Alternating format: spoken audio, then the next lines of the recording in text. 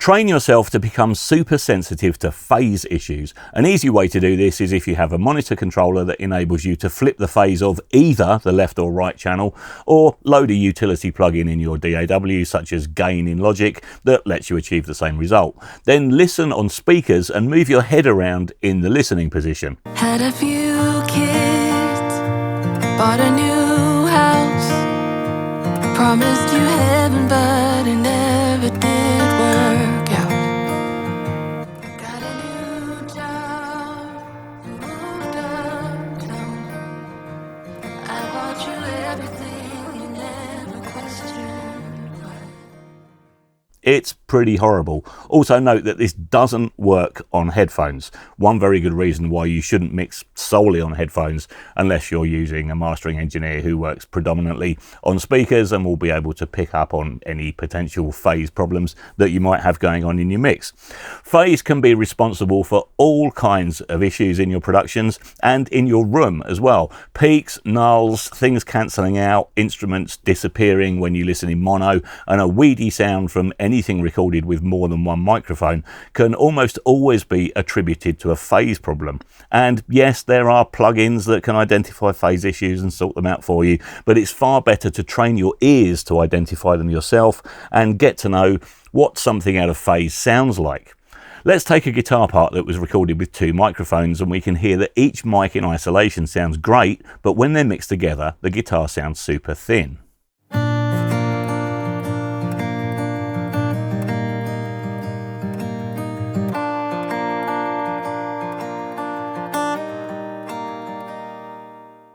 This is because the mic capsules weren't perfectly aligned. A peak in the waveform on one mic channel is playing at the same time as a dip in the other one, and a lot of the signal is cancelling out.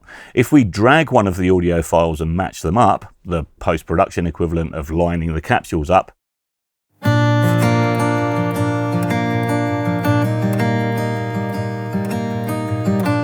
hey presto, our guitar is sounding much better again. Armed with the knowledge that two identical signals 180 degrees out of phase with each other will completely cancel out, and a developed oral sensitivity to phase issues can improve your mixes drastically and also open up a whole studio toolbox for you as well. If we take that track and apply some random EQ to it, when we play that with the original 180 degrees out of phase, we'll only hear the EQ changes we made. I bought you everything you never questioned why. All this time I waited. This is powerful stuff, and the cancellation can be used to our advantage. I've recorded large ensembles and choirs where using 30 pairs of headphones would have been impractical, and had the track they were performing to playing through a PA system, and then re-recorded that backing track through the PA system with the mics used on the session left open in exactly the same position, and then played that in the DAW, flipped the phase, and it cancels out the backing from the performance, leaving you with just the performance. Many vocalists also do this in the studio rather than tracking with headphones, Bono from U2 being probably the most famous.